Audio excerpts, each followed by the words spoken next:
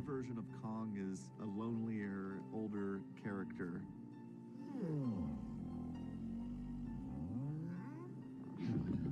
That's the thing that was exciting to me about doing this movie, was being able to take a character like Kong and say, what happens with time with this character? What happens when the world kind of moves on past him? It's 30-odd years later.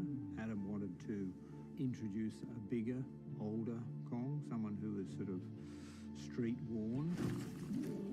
He's been in a few brawls, I guess, with skull crawlers and other creatures that live on Skull Island. In Skull Island, he was a bit of a teenager. This one was really about making him that mature, fully grown adversary for Godzilla.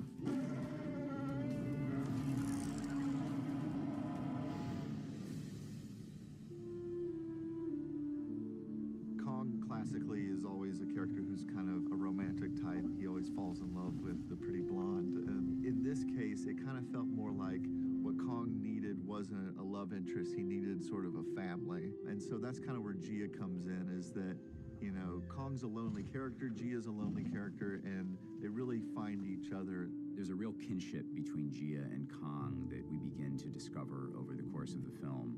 They both feel like outsiders. The fact that Gia's hearing impaired, so she has to communicate with sign language, this is a new evolution of what we can do with Kong. Finding the right girl to play Gia was an incredible challenge. She's a young, hearing impaired, Iwi girl, and we had to look outside of the traditional channels to find her. And Kaylee Hoddle, who we're very fortunate to have cast in the film, had never been in a film before, and Sarah Finn, our casting director, was able to locate her, and the moment we met her, we knew she was the right girl for the part.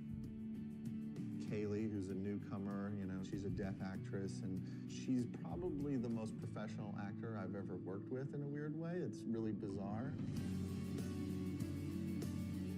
Kaylee is, number one, a really good actor. She hasn't been on a film set. This is the first time she's done anything like this, and she is as instinctive and brilliant as you could be given those circumstances. I mean, she really is very talented, so she's incredibly rewarding to work with as an actor. Like, she gives so much.